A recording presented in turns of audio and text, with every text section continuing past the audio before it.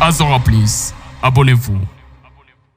Bonjour ou bonsoir, partout où vous vous trouvez, téléspectateurs d'Azora Plus. Nous sommes dans votre émission Le Grand Rendez-vous. Deuxième numéro, n'est-ce pas? Un autre numéro, bien sûr, de Meza Moja. Et aujourd'hui, nous allons partager un sujet très pertinent.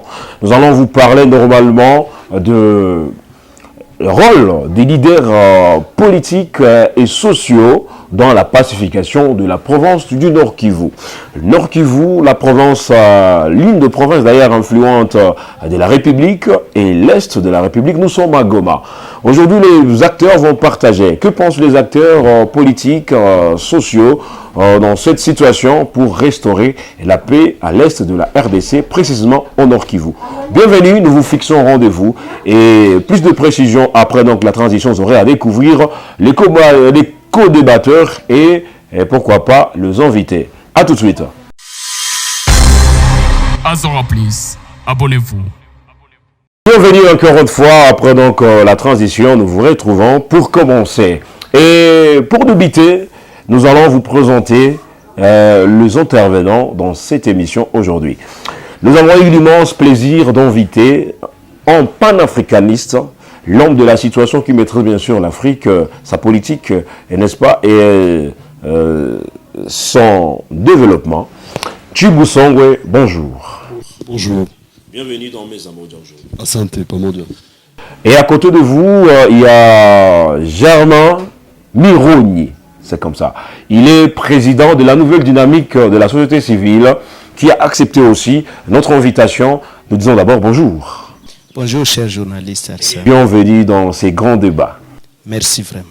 Côté de moi, il y a aussi son leader. Il est d'ailleurs l'un des influents et il est aussi le porte-parole de tous les animateurs de Goma, faisant partie de la structure impure des animateurs, Philémon Mapendano Magayane. Et après ce titre, il est aussi enseignant. Donc il enseigne dans des écoles. Donc il est beaucoup plus avec la communauté et il est proche de nos enfants.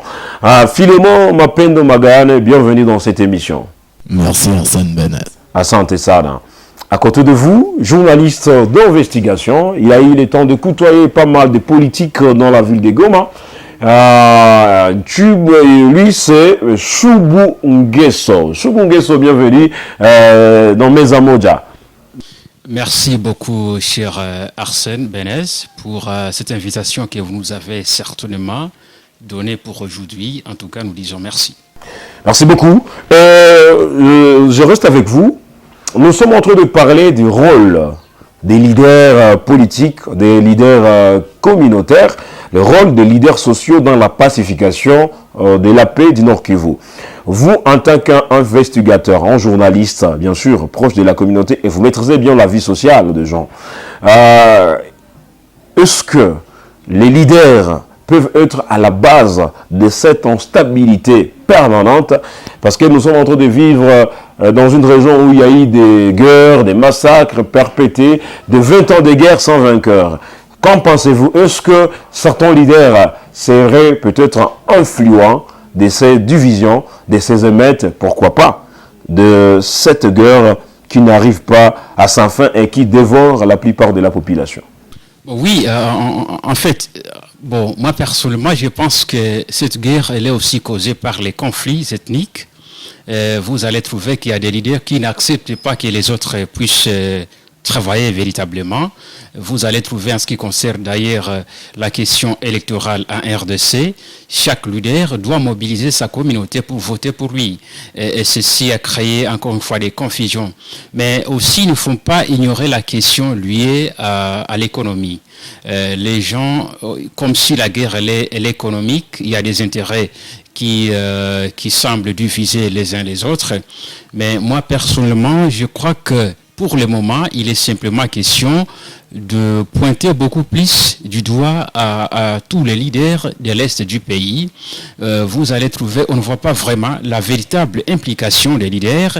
Et quand vous regarderez ces mouvements citoyens, il y a aussi des sociétés civiles, il y a des communautés, et finalement, tous n'ont pas le même langage. Donc, le manque du même langage nous a divisés complètement, et chacun l'autre est en train de mobiliser sa communauté, et selon même vous-même nos investigations, vous trouverez que chaque groupe rebelle est représenté par la communauté. Voyez-vous? Et je ne suis pas ici pour citer toutes les communautés qui représentent de mouvements rebelles.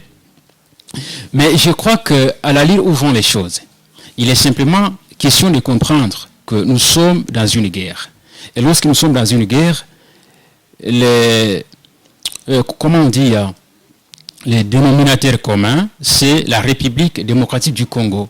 Alors maintenant, là, il faut que les leaders cessent de publier des images qui traumatisent la population. Et vous allez trouver que notre communication n'est pas orientée. C'est une mauvaise communication. Quand bien quelqu'un se réveille le matin, il va communiquer, il va balayer n'importe quoi dans les réseaux sociaux. Nous allons revenir sur ça. Mais vous, en tant que journaliste qui maîtrisez bien la situation sociale, qu'est-ce que vous pouvez penser? Est-ce que ces leaders-là sont proches de leur communauté? Est-ce qu'ils influencent beaucoup plus sur des divisions intercommunautaires? Parce qu'au moins, vous avez dit, la guerre à l'est de la RDC, c'est beaucoup plus d'appartenance, beaucoup plus ethnique. Bon, oui, certainement, vous savez, si aujourd'hui, les leaders ne se mettent pas ensemble pour un vrai dialogue, un dialogue qui prône la vraie vision de la République, un dialogue qui donne l'espérance de l'avenir face au manque de la paix à l'est du pays, mais simplement les leaders préfèrent aujourd'hui, l'orgueil aussi a divisé les leaders. Vous avez entendu ce qu'a parlé Ntshubou Songwe, et que Chubou Nguesso, qui est journaliste d'investigation dans la ville de Goma. Il a vraiment taclé la société civile, il a taclé aussi les communautés, parce que quand on parle des communautés, on vous voit dedans, parce que la société civile, ça c'est partie des associations, des groupes communautaires, et pourquoi pas aussi des différents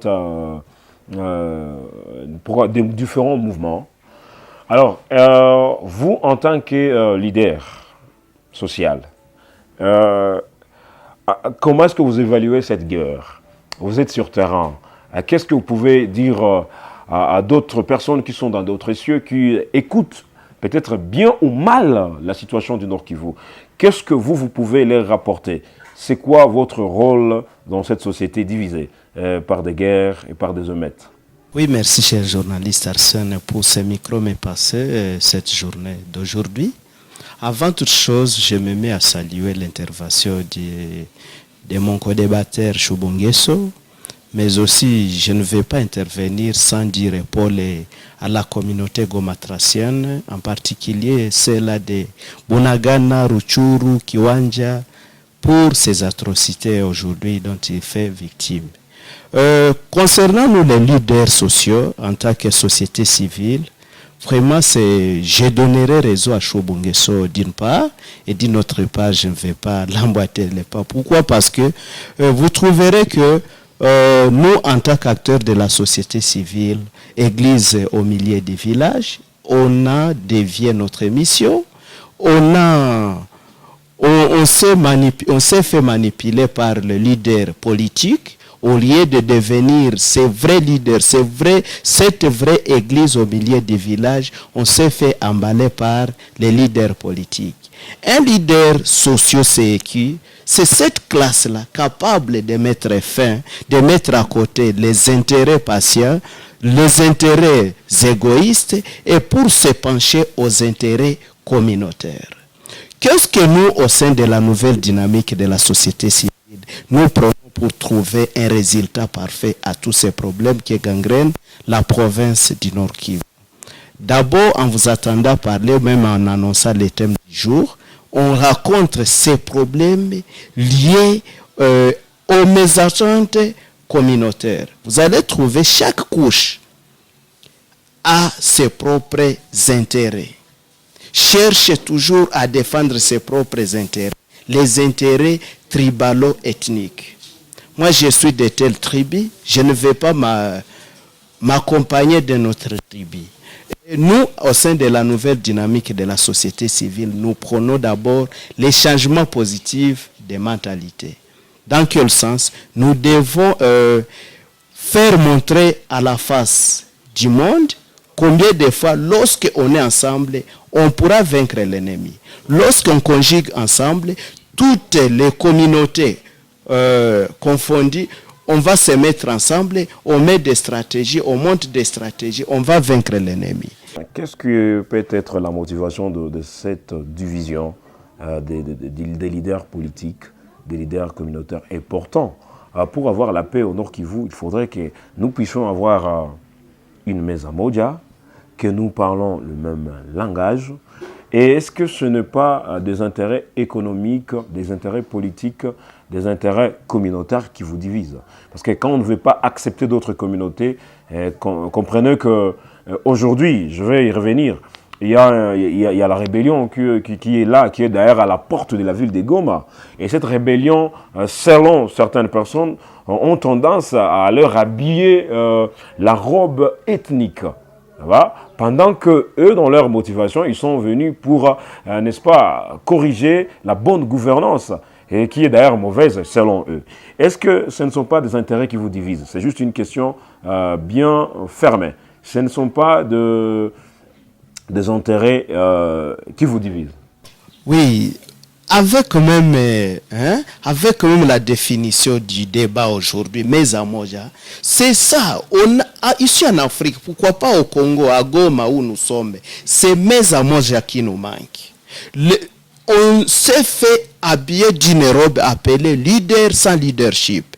Donc on a perdu la valeur d'un leader et aujourd'hui chacun cherche ses intérêts privés, ses intérêts égoïstes. Et quand on cherche ses intérêts égoïstes, on ne veut plus se faire entourer, on ne veut plus se faire accompagner par un frère de notre clan, mais plutôt on va chercher toujours se faire assister par des frères et sœurs d'une même communauté. Je vais revenir sur la philosophie africaine maintenant. Ntshibou Songwe.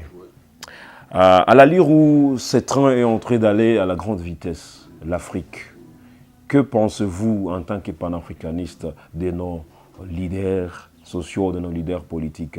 Est-ce qu'avec ça, nous allons voir et palper l'émergence de l'Afrique? Quel serait d'ailleurs le rôle de nos leaders dans cette période de guerre en Nord Kivu?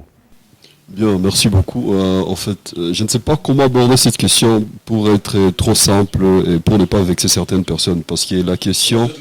Oui, c'est ça. Merci beaucoup. Alors, parce que quand vous parlez qu'il y a un rôle que les cadres sociaux et politiques doivent jouer, comme le disait Sankara, la lutte ne peut bien que se faire avec des têtes bien préparées. Et dans les cas échéants, je ne vois pas, bon, ça c'est vraiment moi, hein, je ne vois pas quelqu'un qui a fait l'école de Lumumba, l'école de Sankara ou de Kwame Nkrumah pour comprendre les enjeux. Voyez-vous, il ne peut que comprendre ou voir son intérêt.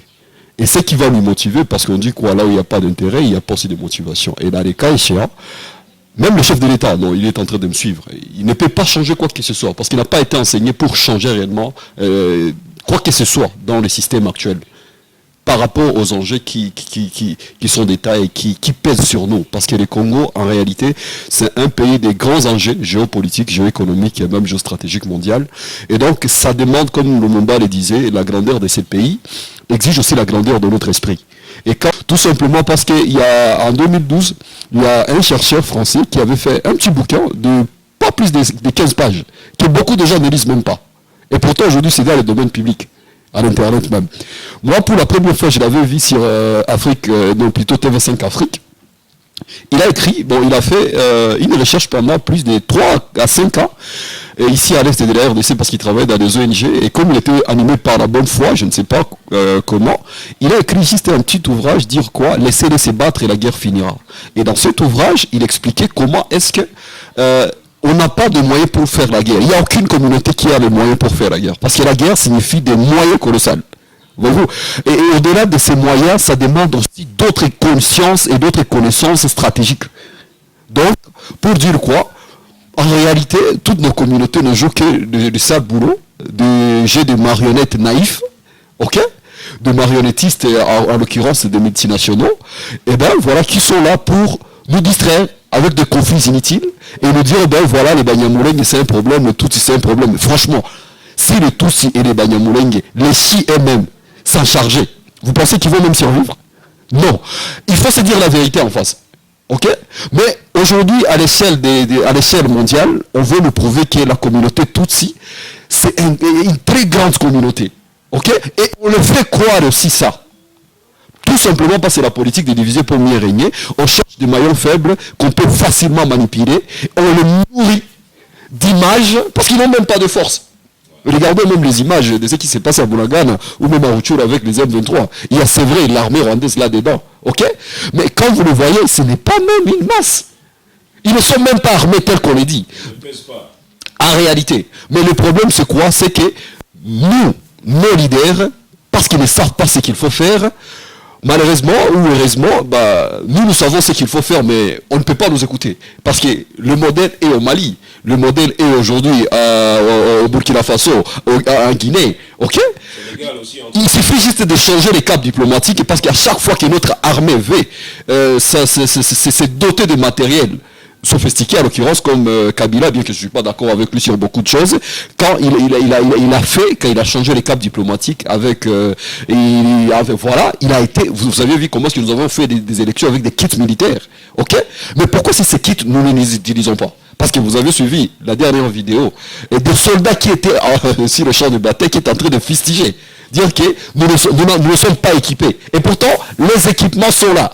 Mais nous ne pouvons pas les utiliser. En parlant des équipements, parce que nous parlons là des leaders. Avec la diplomatie, il y a le président de la République. Bon, il y a des tracts qui circulent sur des réseaux sociaux. Je ne vais pas me fier à ça. Mais je pense qu'il y a eu des commandes, des enjeux militaires qui ont été, n'est-ce pas, qui ont été effectués par notre gouvernement au travers de la Russie. Et d'ailleurs, Poutine, hier, il a fait un petit communiqué en disant qu'il est maintenant temps que nous puissions appuyer la RDC afin de résoudre le problème à l'Est. Est-ce que ce n'est pas aussi un grand rôle que certains leaders sont en train de jouer par rapport diplomatiquement? Oui, en amont, cette question ne peut pas être abordée comme ça. Parce que vous savez, on fait la guerre, on fait une guerre où on attaque une guerre, où on fait une guerre quand on est capable psychologiquement, on est conscient qu'on va la gagner. Et dans les cas échéants, comme je vous ai dit, la guerre, ce n'est pas les enjeux qui comptent. Dans une guerre, ce n'est pas les enjeux qui comptent. Ok? Comme on te dira même dans les taekwondo ou dans le kung fu, ce n'est pas la masse qui compte. Ok? C'est la conscience stratégique. Ok?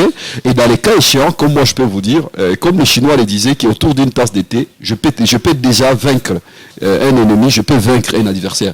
Donc la question, c'est de savoir en amont quels sont les préalables. Ok?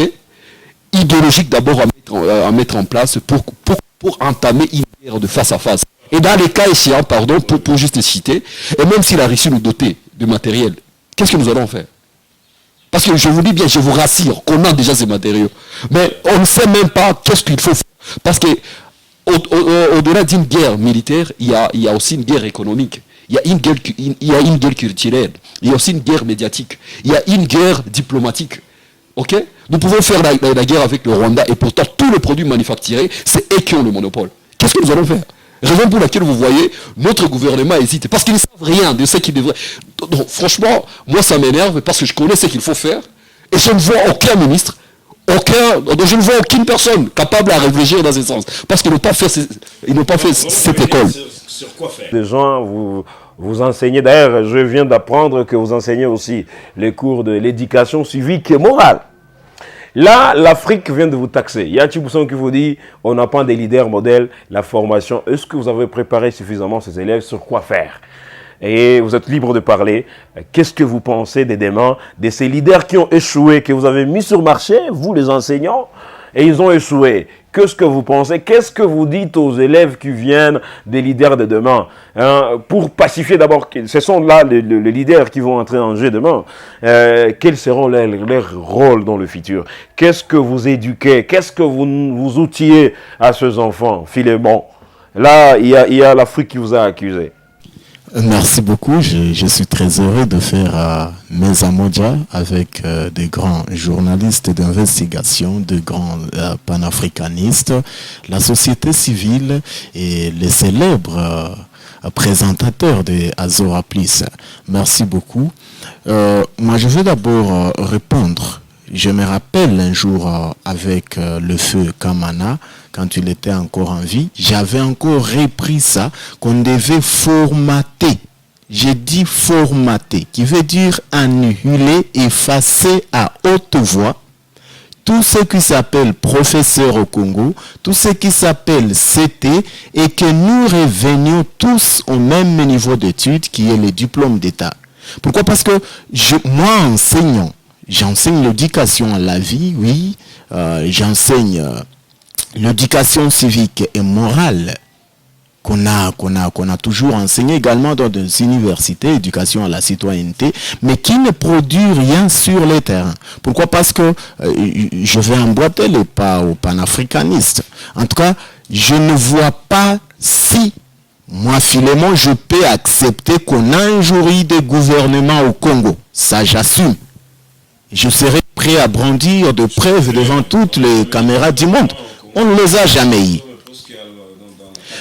Nous sommes dans un gouvernement vide, c'est-à-dire dans un emballage, on y dessine un lapin, mais quand vous consultez dedans, il n'y a aucun lapin. C'est ça les gouvernements que nous avons au Congo. Pourquoi? Parce que je ne vois pas. On est en train d'accuser que nous combattons avec le Rwanda, nous combattons avec les rebelles, mais je ne vois pas ces Congolais dignes d'être Congolais qui peuvent accepter égorger son propre Congolais, son propre frère, sa propre sœur.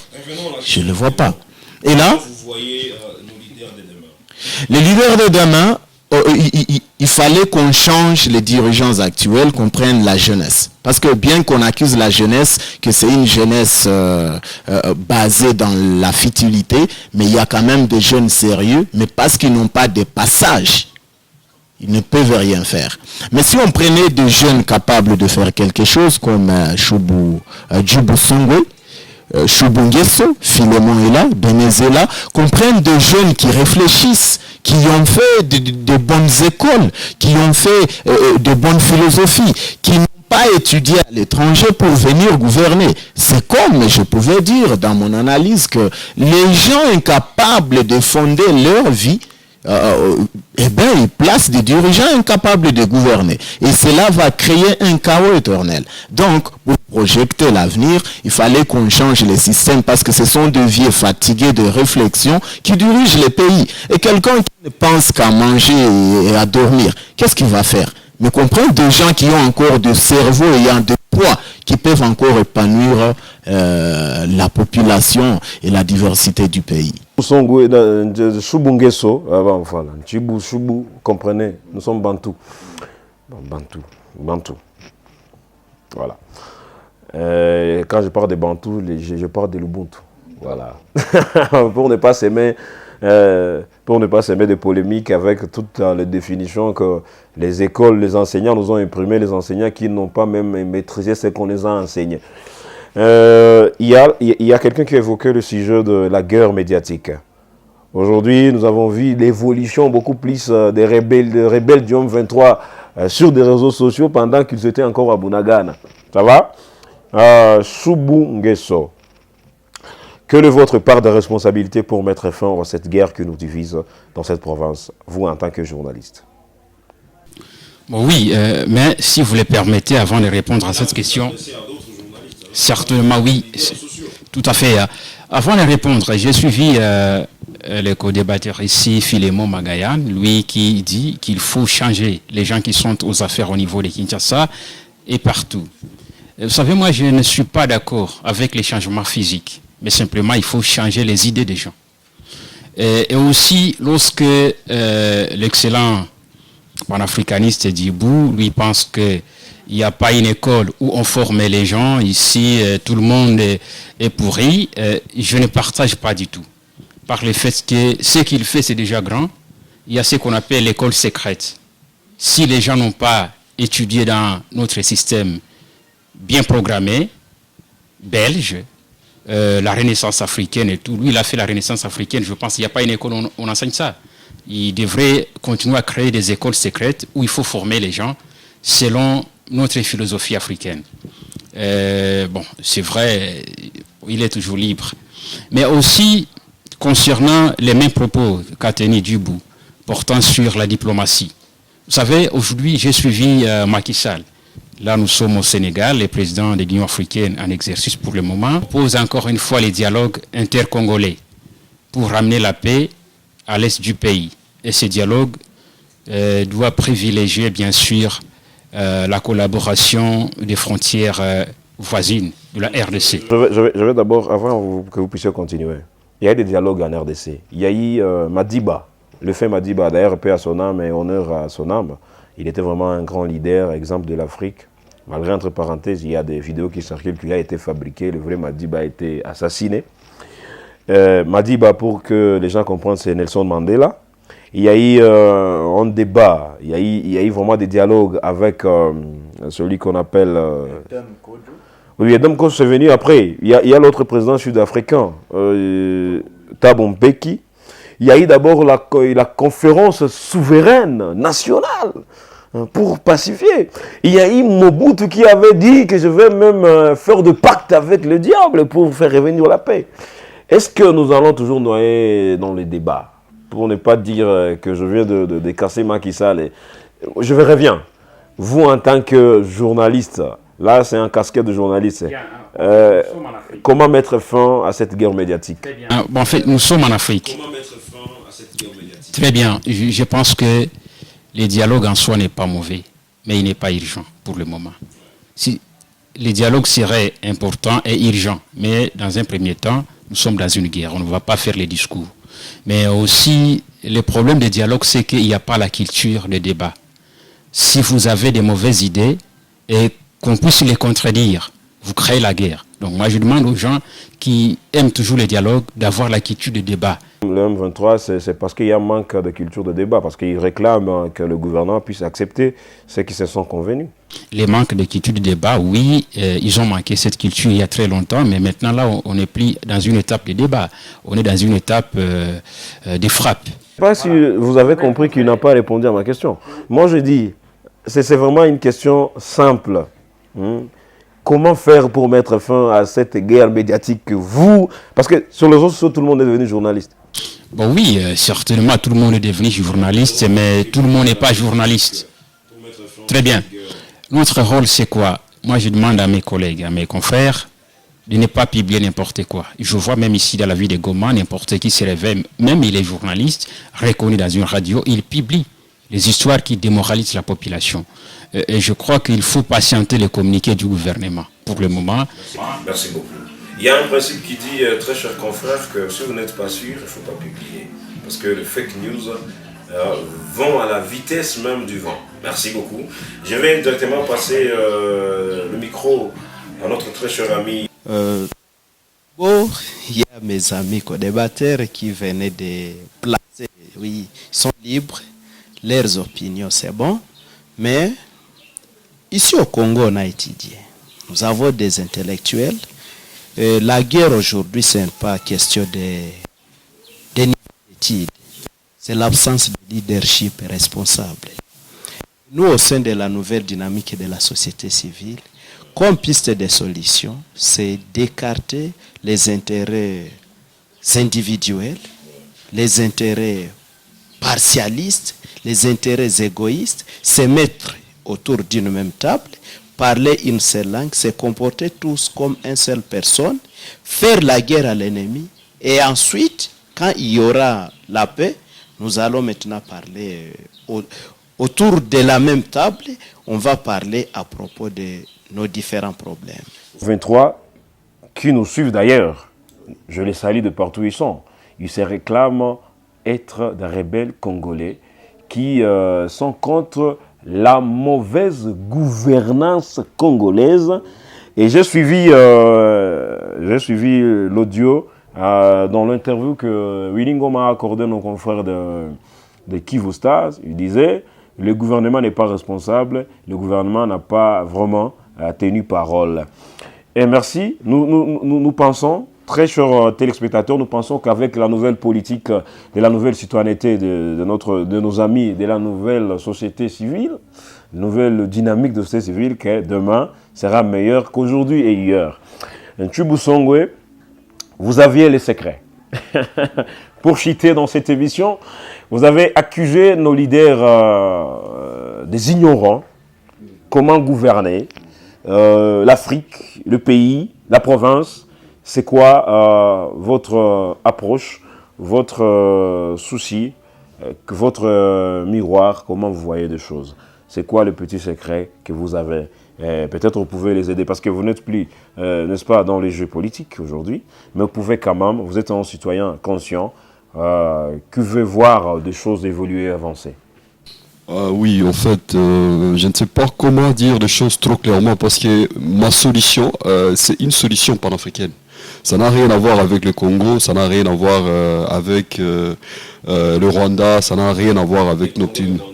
Ouais, parce que nous devons s'y repasser ça, parce que ce sont des discours que l'Occident tenait il y a 70, 80 ans en arrière. Donc tu vois, tous ces conflits dits ethniques, parce que quand je trouve même des grands professeurs, des grandes personnalités dire que nous avons des crises ethniques et tribales, j'ai dit donc nous sommes des moyen âgés, et donc nous ne voulons pas avancer. Parce que ces conflits-là, l'Europe a discuté sur ces conflits. Ils ont su y mettre terme depuis 1945. Et donc, nous ne pouvons pas rester que des bébés éternels, voyez-vous. À un moment donné, nous devons nous transcender. Aujourd'hui, même les Arabes travaillent dans la Ligue arabe. L'IRSS veut aujourd'hui redevenir encore ces pays continents. Mais nous voulons encore légitimer la politique ethnique et tribale. C'est vrai, je sais bien. Et le multinational nous finance dans des ONG, dans des associations, dans des églises, dans des partis politiques, pour nous ramifier davantage, et les gens ne comprennent pas. Croyez-moi, vous allez dire que notre parti aujourd'hui a beaucoup de poids, parce que nous c'est AFDC, nous c'est BIREC, nous c'est PPRD, nous c'est quoi? Parce que, et quand on voit PPRD, quand on voit BIREC, quand on voit AFDC, on voit déjà l'appartenance ethnique et tribale, et les Blancs nous voient. Même tous ces petits peuples-là nous voient. Ils nous voient tous. Et ils disent, regardez là où ils sont encore. Donc juste pour les écarter, il suffit juste de financer ces autres-là et ne pas financer ces autres-là et la guerre commence. C'est ce qui se passe ici. Ça n'a rien à voir avec tout ce que... Même des postes, même ici, dans la MONUSCO, tout c'est calculé sur base d'appartenance ethnique et tribale. Voyez-vous. Donc bref, je ne sais pas comment l'expliquer pour que les gens me comprennent. C'est vrai, je n'ai pas beaucoup de diplômes pour être licencié par des grandes structures pour que les gens peut-être bien me respectent. Mais les éthiques, telles qu'il avait dit mon très cher frère Choubou Nguesso, c'est vrai, cette école de stratégie, ça existe déjà, voyez-vous, mais on ne peut pas, parce que c'est comme dans toutes les nations qui se respectent.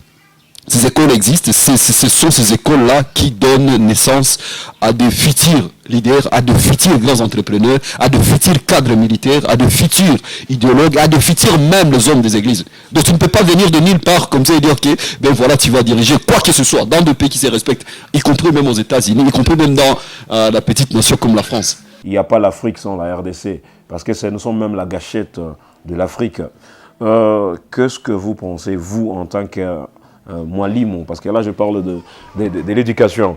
Qu'est-ce que vous pensez pour mettre fin à tout ça, à cette division, mettre fin à ce leader, le margoulé d'ailleurs qui nous dirige, hein? Qu'est-ce que vous voyez? Comment vous voyez la province après 10 ans? Comment vous voyez, il y a des élections qui arrivent? Est-ce que des guerres, ce sont des courses, pour ne pas dire des courses électorales? Que voyez-vous? Après ces débats, qu'est-ce que vous allez rapporter à vos élèves? Merci beaucoup pour la meilleure et dernière question, je présume ça. Et nous, en tant qu'éducateurs, en tout cas, nous projetons que ce pays ait un changement radical pour que tout se passe bien. Pourquoi? Parce que moi, je n'attribue aucune erreur chez l'armée, aucune erreur chez la population, mais l'erreur réside toujours au gouvernement. Pourquoi? Parce que je suivais même une information vulgaire qui disait que les militaires ne sont même pas rationnés sur le front et quelqu'un qui a faim, quelqu'un qui est très mal payé, comment va-t-il combattre? D'ailleurs, qui ne participe pas en la restauration de la paix au Nord Kivu, qu'est-ce que vous voyez? Comment vous voyez la province après 2 semaines, après une année, en tant que votre analyse? Parce que vous êtes un analyste politique, vous êtes un journaliste d'investigation. Comment vous trouvez? Quel est votre conseil par rapport à ce qui nous divise? Oui, en ce qui concerne les conseils, moi je pense qu'après une semaine, 2 semaines, 1 mois, la province sera stable. Ça c'est très clair.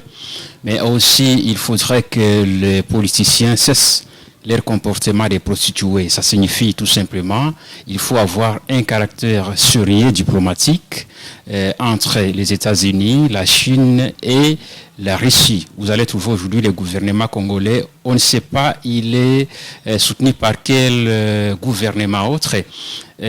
À la fois nous sommes avec les États-Unis, la Russie, la Chine, et finalement nous sommes où? Voyez-vous, donc on n'a pas un partenaire sérieux et que donc tout ceci est causé par les intérêts. Nous voulons manger de partout. Qui va nous soutenir? Et je crois que le gouvernement congolais, c'est l'occasion de faire les choix d'un bon partenaire. Et si on a plusieurs partenaires, parfois on regrette le tout à la fois. Voilà les simples conseils que j'avais à donner à ces hommes politiques qui nous suivent par instant. Merci beaucoup. Quel est le rôle du leader politique, leader social dans la pacification de la province du Nord Kivu? Ils ont pensé, ils étaient là, les acteurs sur ce plateau, dans Meza Moja. Nous sommes entre des cités, nous sommes à la fin de cette émission. L'émission a eu la participation de celui qu'on appelle Choubou Nguesso, journaliste d'investigation, que je salue. Et je dis merci pour venir participer à cette Meza Moja, à la table qui unit l'Afrique. Merci à vous, Philémon Mapenano Magayane, le leader d'ailleurs social, l'animateur. Vous savez, vous êtes en train de souffrir. Quand il y a la guerre, il n'y a pas la fête. Merci à vous, mon frère Pamoja, Choubou Nguesso de l'Afrique, Ndjibou Song, voilà, ah voilà, c'est non, mon frère. Ndjibou, merci, ça a été vraiment un immense plaisir de vous avoir. Germain Moroni, merci beaucoup d'être venu et de passer à la maison. Merci, cher ami. Très cher leader, très cher téléspectateur, je suis Arsène Yamugabo, c'était Azora Plis. Allez-y, aimez la page. Partagez la vidéo, commentez vos avis, nous donnerons encore une fois des nouvelles idées pour des nouvelles émissions. Que la paix règne au Nord Kivu, que la paix règne en RDC, et tous ensemble, nous vaincrons Meza Moja Pamoja. Nous sommes ensemble et à la prochaine. Azora Plus, abonnez-vous.